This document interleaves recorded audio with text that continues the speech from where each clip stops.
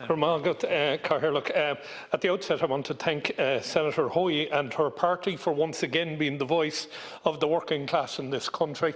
Fair play to you. Always put the workers first.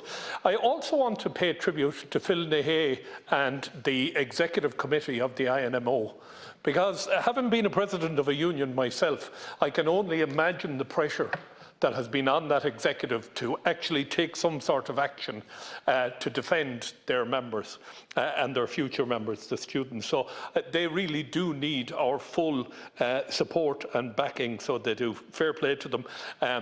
I recognise what they're doing. Minister, it's obvious to me that during this pandemic, one thing has become clear, and that is the lowest paid in our society have been thrown under the bus to keep this country running. The supermarket workers, the truck drivers, the defence forces, the trainee Gardaí and the student nurses. I was in hospital in January for surgery, and I can tell you firsthand the work done by those men and women from the moment you enter the door of the hospital to protect you, the patient. And I think this is important for people who are non-COVID, who are facing a need to go into hospital today. The work they do to keep you safe as you pass through the system is just unbelievable. But then you meet these young people.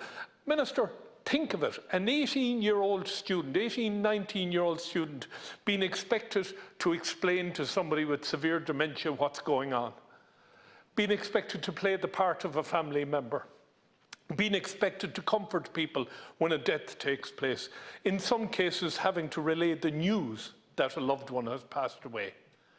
And we're here talking about a bill to pay them. I really commend Senator Hoey for what she has done, but at the end of the day, I think we all know that this bill will have its second reading, and that's all it'll have.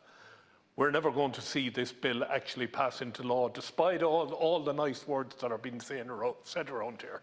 Minister, you have it within your gift to do something, and you should do it this evening. And the point that has been made about paying a man an additional €81,000 on top of a salary of about $200,000, it is obscene.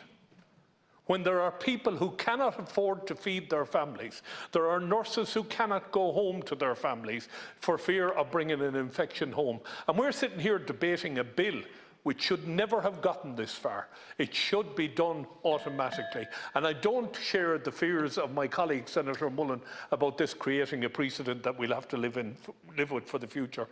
If you do the job, you must get paid for the job. Thank you, Cathaoirleach.